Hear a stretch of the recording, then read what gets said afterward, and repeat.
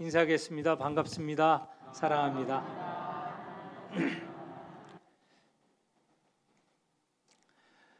세상이 시끄러워질 때, 다시 말해서 외적이 침입하거나 국내가 불안할 때 보면 묵시록, 계시록이 세상에 이제 떠돌게 됩니다. 그것은 동양이나 서양이나 마찬가지입니다. 동양에서는 이런 어지러운 세상 가운데 이상향을 그리는 이런 바람이 생겼는데, 그 중에 하나가 무릉도원 같은 그런 이상향을 그리죠. 무릉도원은 세상을 떠나서 사람들이 찾아올 수 없는 그런 곳으로 스며드는 것을 말합니다. 그런 무릉도원에 들면 바깥 세상 사람이 알지 못하고 그곳에서 아주 행복하게 산다라는 바람이고, 서양에서는 유토피아를 생각했습니다. 그런데 유토피아라는 말은 참 그 말 자체가 우스운 말이에요. 유가 무슨 뜻이겠습니까? 한자로 있을 유자인데, 한자로는 그러는데 이 유토피아가 헬라어에서 왔거든요. 헬라어에서 유라고 표시하는 우는 없다라는 뜻입니다. 없다. 전혀 반대되는 말이죠. 없다라는 것이고, 토피아는 토포스라는 단어에서 왔는데 그거는 장소라는 거예요. 그러니까 서양에서 이상향을 그리면서 추구했던 것은 사실 알고 보면 그 장소가 없는 거예요. 없는 거. 그게 유토피아입니다. 그러니 없는 것을 그리워하거나 아니면 자기들만 일부 피하여 들어가는 무릉도원을 그리거나 하였죠. 우리 그리스도인도 이런 어려운 때에 그리는 이상향이 있습니다. 그런데 그 이상향은 그냥 꿈속에 그리는 것이 아니고 앞으로 분명하게 올 세상입니다. 이미 몇 주부터 말씀을 드렸던 새하늘과 새 땅 또는 새 예루살렘이라고 말할 수 있죠. 그 새 예루살렘이 우리에게로 올 것입니다. 우리는 그 새 예루살렘을 그리면서 소망하면서 살아가고 있는 것이죠. 그런 새 예루살렘이 분명하게 우리 안에 올 것이고, 우리는 믿는 우리는 그 안에서 영원히 행복하게 또 평안하게 살아갈 것입니다. 우리나라에 어려운 시기가 많았죠. 엄청난 외적의 침입을 받았습니다. 우리에게 가장 가까운 침입은 일제 시대 때이죠. 일제가, 일본 제국주의가 우리를 쳐들어와서 식민지로 만들었습니다. 얼마나 살기가 어렵겠습니까? 생각이 있는 사람, 정신이 말짱한 사람들은 살아갈 수가 없는 것이에요. 그래서 그들 가운데 어떤 사람은 정신질환에도 걸리고, 어떤 사람은 허탈한 그런 삶을 포기하고 목숨을 끊는 경우도 있고, 어떤 사람은 못 견뎌 하여 우리 이 한반도를 떠나 외국으로 가는 사람도 있고, 이 안에서 살던 사람들은 너무너무 힘들었던 것입니다. 그래서 읽었던 책, 그 가운데 믿는 사람들이 주로 읽었던 책이 성경 가운데 어떤 대목인지 아십니까? 아까 계시록이, 어려운 시대에 계시록이 읽힌다라고 말씀을 드렸습니다. 어떤 책이겠습니까? 요한 계시록이겠죠. 요한 계시록을 읽어보면 우리가 앞으로 바라는 세상, 하나님과 영원히 살아갈 세상을 그리는 것이죠. 거기서 희망과 용기를 얻지 않습니까?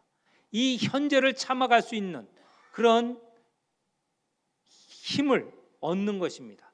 그걸 일제가 용납하지 않죠. 그래서 일제는요, 일제 말 모세오경, 요한계시록을 성경에서 없앴습니다. 이게 말이 되나 싶은 말이지만 그렇게 했습니다. 모세오경을 보면 그 안에 중심적인 이야기가 있어요. 모세가 이스라엘 백성을 종되었던 애굽 땅에서 이끌어 구원하고 해방하는 이야기가 있지 않습니까? 일제 말에 우리 백성들은 그것을 읽고 우리도 하나님께서 이런 식민지 일제로부터 구원하고 해방시킬 것이다 라는 바람을 갖게 된 것이죠. 또 한편으로는 요한계시록을 통하여서 우리의 이 억압된 이 시기를 잘 견디고 믿음을 지키면 우리에게 결국은 새하늘과 새 땅, 새 예루살렘과 같은 세상이 주어질 거다라는 희망을 가졌던 것이죠. 그걸 일제가 그냥 놔두었겠습니까? 성경에서 그것을 빼게 하였습니다. 오늘 우리가 읽은 스가랴는 예언서입니다. 예언서도 뺐습니다. 예언서도 보면 이적의 그 이방의 침공을 받지만 하나님께서 그들을 구원하신다는 이야기가 예언서에 기록이 되어 있지 않습니까? 예언서도 뺐습니다.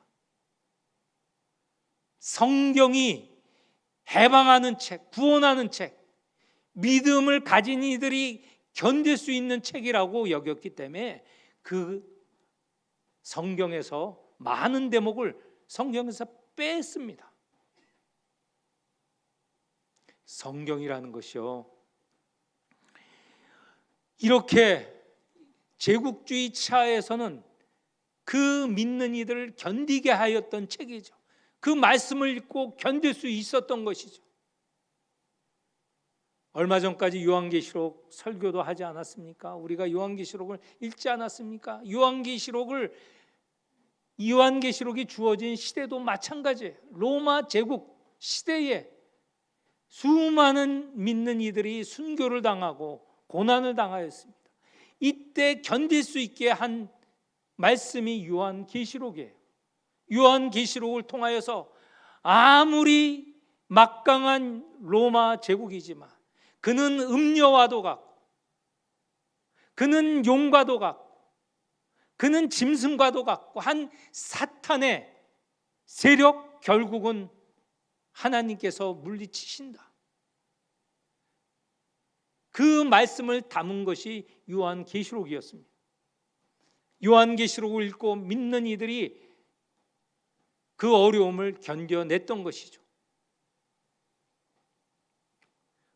그런데 오늘 본문 스가랴는 이 로마 제국보다도 예수님이 계셨던, 그리고 초대 교회의 시기보다도 수백 년 전 이야기입니다.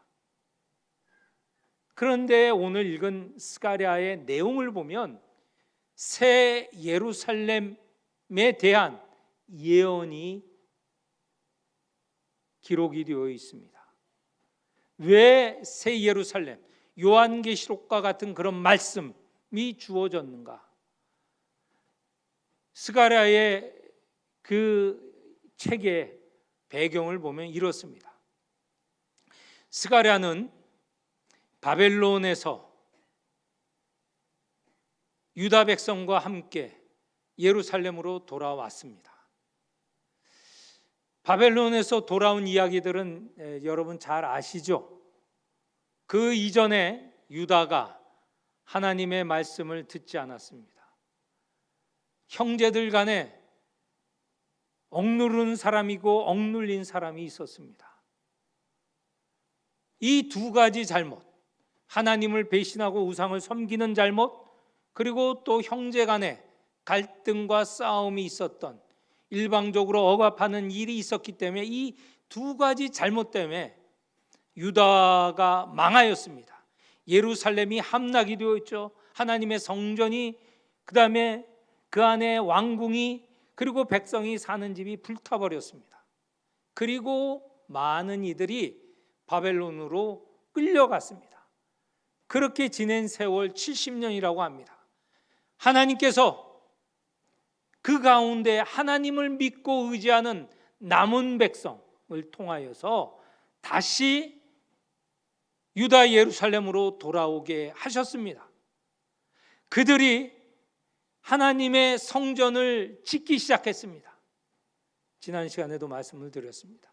그 과정도 쉽지는 않아서 멈추는, 중단된 때도 있고 마침내 성전을 지었습니다. 스가랴가 그 지은 성전을 멈추기도 하고 완공한 이야기를 이 스가랴서에 담고 있습니다. 성전을 완공을 하고 곧 이어서 예루살렘 성벽도 다시 건축하고 백성들이 사는 집도 다시 지어서 이제 예루살렘에서 살아가게 되었는데, 여전히 이 예루살렘 백성, 그 주변의 유다 백성은 여전히 불안했습니다. 왜냐하면 지금 이 시기는 바사, 페르시아의 지배를 받던 시기이고, 이 유다 예루살렘은 온전히 독립한 나라가 아니고 여전히 바사의 지배를 받고 있었고, 주변에 여러 경쟁 세력, 경쟁하는 나라, 경쟁하는 민족들이 있어서 늘 넘나 보았던 시기입니다. 불안한 시기예요. 이때 이 스가랴 말씀이 주어졌고, 그 가운데서도 오늘 읽은 14장 1절에서 11절 말씀이 주어졌어요. 이 말씀은 앞으로 일어날 일들에 관한 이야기입니다. 지금은 예루살렘으로 돌아와서 그 옛날 솔로몬 성전에 비교할 바는 아니지만 성전도 지었습니다. 그러나 이 유다 백성이, 예루살렘 성민들이 하나님의 말씀을 따르지 않고 백성 간에 서로 협력하고 사랑하지 않으면 또다시 언제든지 이 예루살렘이 망할 거라는 말씀을 하시는 것이죠. 이 말씀은 오늘 우리에게도 해당됩니다. 오늘 우리는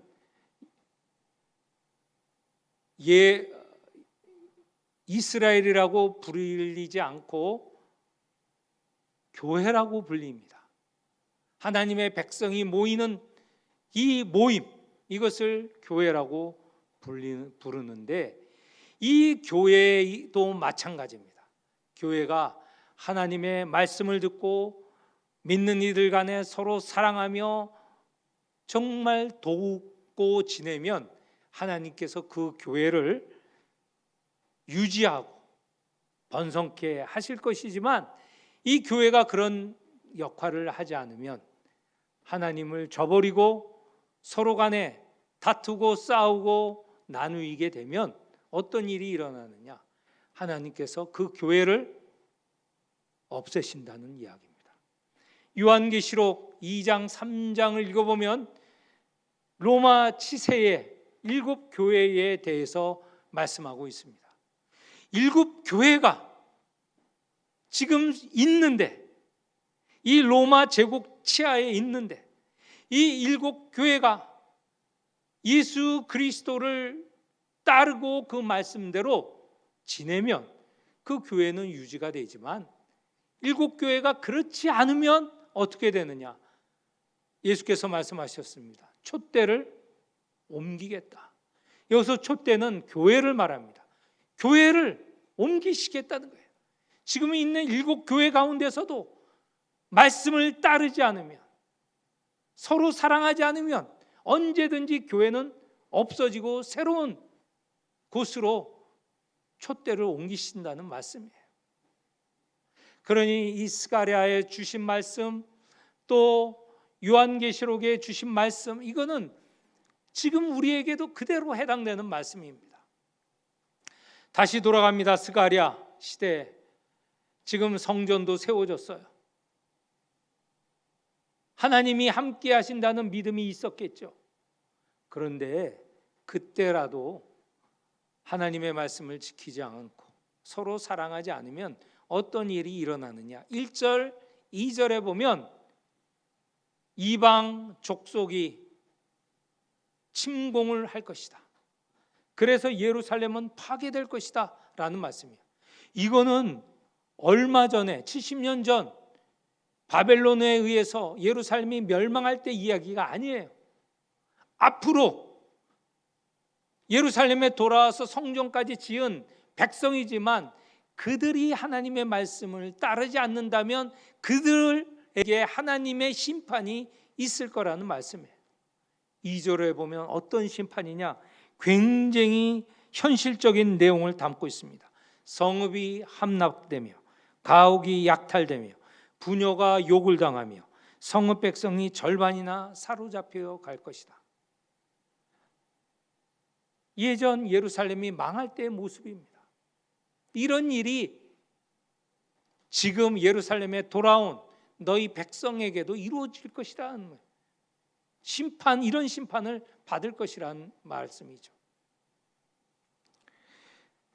요한계시록에 나온 7교회예요.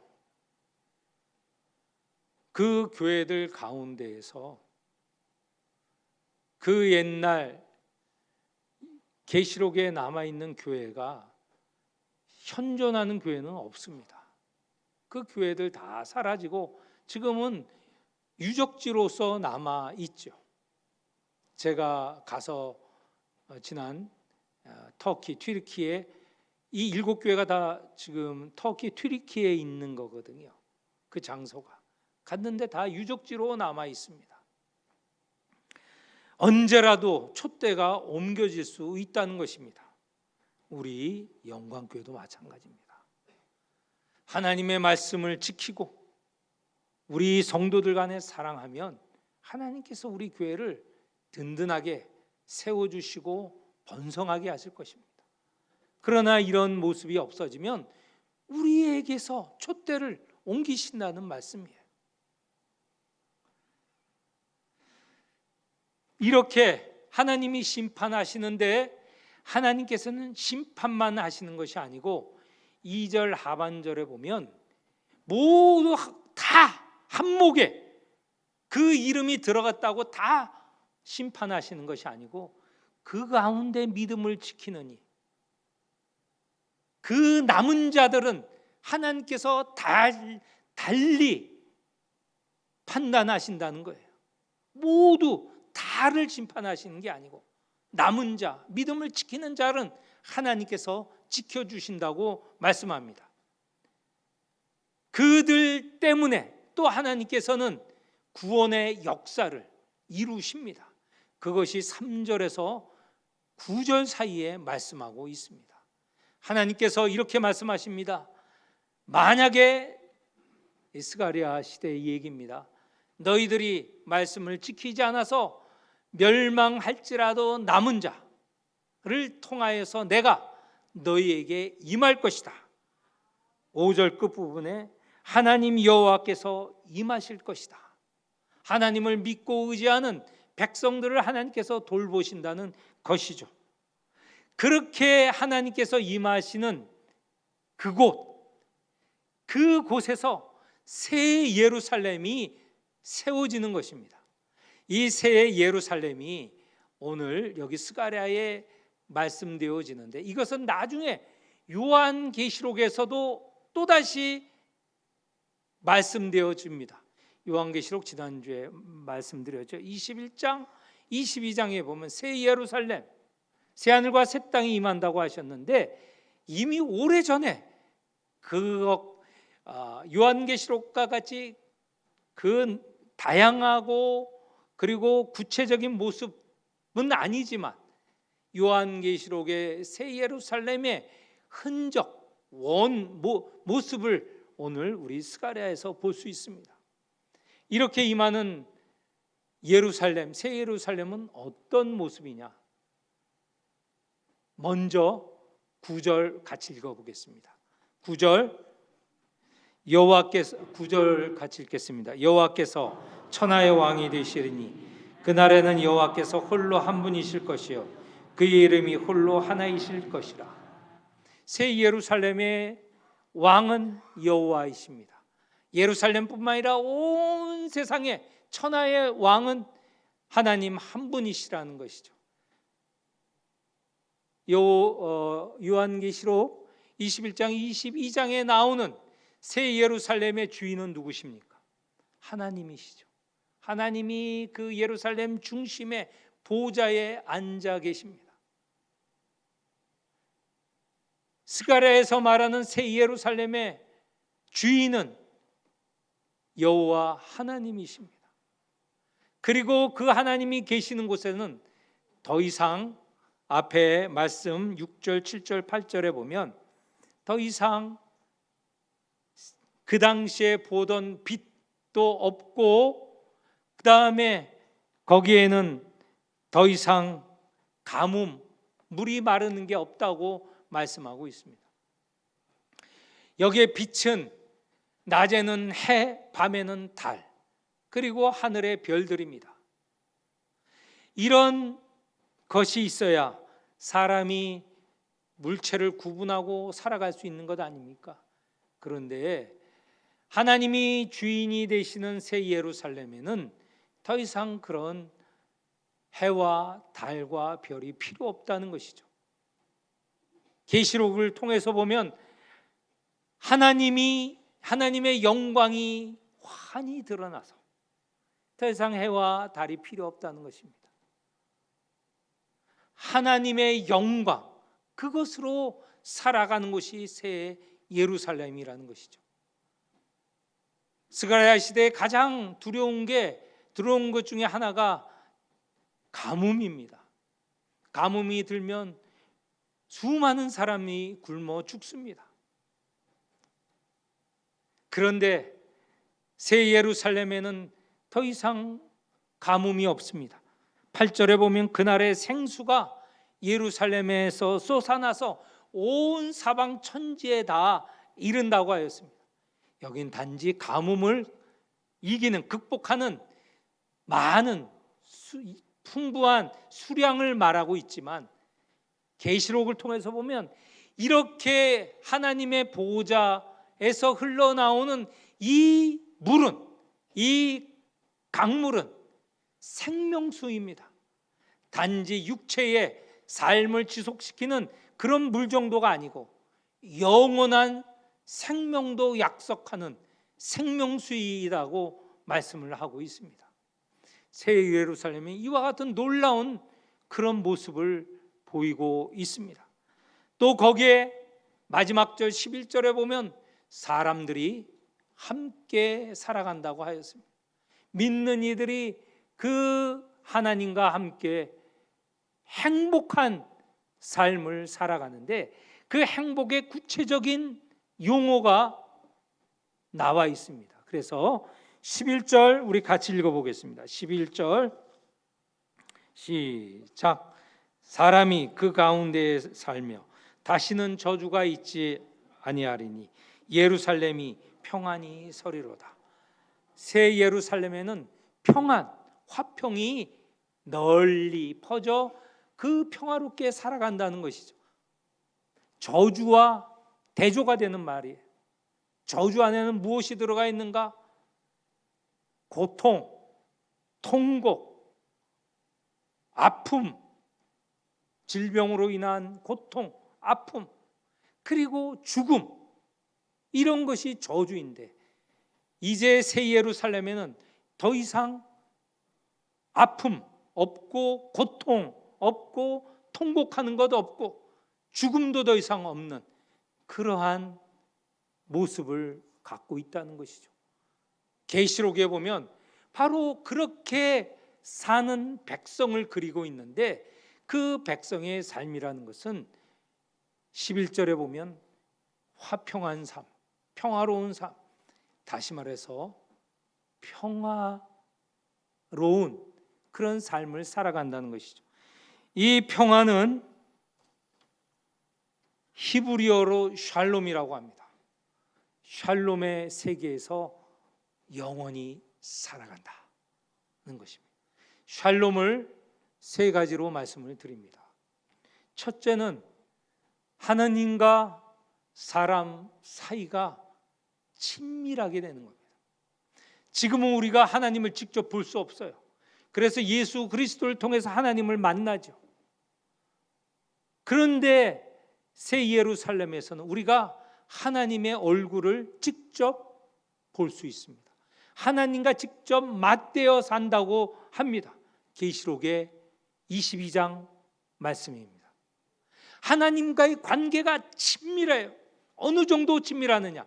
우리가 상상을 못하는데, 예를 들면 아버지와 자식 간의 관계입니다. 아버지와 자식 간의 관계. 이것도 좀 말씀드리기 걱정스러운데, 자식과 불화가 있는 사람들은 하나님 나라에 이 새 예루살렘에 가기를 두려워할지 모르겠어요. 그런데 사랑스러운 관계, 아버지와 자식 간의 사랑스러운 그 관계, 그 친밀함, 그것을 하나님과 우리 사이의 친밀함으로 말씀을 드릴 수 있습니다. 하나님이 우리의 아버지가 되시고 우리는 하나님 아버지의 자녀가 되는 이 관계를 영원토록 누린다는 거예요. 그게 진정한 평화입니다. 또한 평화는 사람과 사람 사이의 평화입니다. 지금 우리의 저주, 우리의 고통이 뭐냐? 사람과 사람 사이에 평화가 없는 거예요. 갈등이 있는 거예요. 차별이 있는 겁니다. 어떤 차이가 있을까요? 나라가 다르다고 차별하고, 부유한 나라의 백성은 우대받고 가난한 나라의 백성들은 차별받는, 그리고 남녀의 차별, 부자와 가난한 자의 차별, 잘생긴 사람, 못생긴 사람의 차별. 저는 빨리 가고 싶어요. 못생긴 자로서 그런 구별이 없는 그런 것이 바로 사람과 사람 사이의 차별, 더 이상 없는 것이 진정한 평화라는 거예요. 또 한 가지 평화가 있습니다.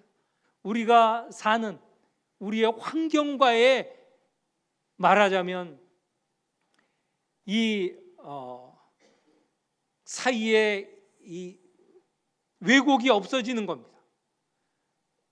지금 세상을 보면 우리가 자연을 죄 때문에, 우리의 죄 때문에, 그리고 우리가 자연을 잘못 다루면서 이 자연이 얼마나 많이 파괴되었어요. 그 파괴된 공격, 파괴된 것으로 인하여 자연이 우리에게 보복을 하는데, 올 여름 지내면서 기후가 얼마나 우리를 힘들게 하는가 알게 되지 않았습니까? 이 기후는 지금이 가장 좋은 기후예요. 내년이 되면 기후가 더 나빠지고 후년이 되면 더 나빠질 것입니다. 그거는 과학자들이 다 분명하게 얘기하는 거예요. 그런데 이 새 예루살렘은 더 이상 이런 어려움, 고통이 없는 그런 사람과 자연과의 그런 관계가, 온전한 관계가 이루어진다는 것이죠. 말씀을 맺겠습니다. 새 예루살렘에 대해서 말씀을 드렸습니다. 스가랴가 말한 새 예루살렘, 이것은 나중에 요한 계시록에서 더 발전이 되어 우리가 앞으로 갈 새 예루살렘 기대하고 소망하게 됩니다. 그런데 현재와 무슨 관계가 있는가? 우리는 이것을 생각할 수 있어요. 예수 그리스도를 잘 생각해 보십시오. 예수 그리스도께서 이 땅에 오셔서 시작한 사역, 하나님 나라가 이 땅에 왔다라는 말씀이에요. 하나님 나라가 이 땅에 왔다라는 이 말씀, 지금 하나님 나라가 온전하게 이루어져 있지는 않지만 새 하늘이 이 땅에 임하면 그것이 바로 온전한 하나님의 나라입니다. 그리고 예수께서 우리에게 부탁을 하셨어요. 나를 따르느니, 하나님을 따르느니, 하나님의 자녀인 너희들은 이 땅에 하나님 나라를 이루는 일을 하라. 새 예루살렘, 지금까지 말씀드린 그 모습을 이 땅에 이루려고 노력하라. 너희들이 그런 사명을 갖고 있다라고 말씀하십니다. 우리가 복음을 전하는 목적이 무엇입니까? 하나님과 세상 사람들이 바로 친밀한 관계를 가질 수 있도록. 우리가 선교하는 목적이 무엇입니까? 온 세상 사람들이 하나님의 자녀라고 확인하는, 그렇게 인도하는 이야기. 우리가 이 사회를 변화시키고 하는 일이 왜 그렇습니까? 사회와 우리 사이에 일어나는 이 어려움, 곤란함, 갈등, 이것을 친밀하게 가깝게 하기 위한 사역이 아닙니까? 오늘 우리 믿는 그리스도인, 하나님의 자녀, 예수 그리스도의 제자들은 바로 이 땅에 새 예루살렘, 하나님 나라를 이루는 그런 사명을 받았습니다. 이 사명을 이 땅에 이루어가는 그런 하나님의 자녀가 되기를 축원합니다. 우리가 거역하면 우리에게도 역시 심판이 있습니다. 하나님의 말씀, 이 사명을 따르는 백성들이 되시기를 바랍니다. 기도하겠습니다. 하나님 아버지, 우리에게 큰 사명을 주셨습니다. 누구에게나 큰 사명을 주셨습니다. 그것은 새 예루살렘, 하나님의 나라를 이 땅에 이루어 가라고 하시는 것입니다.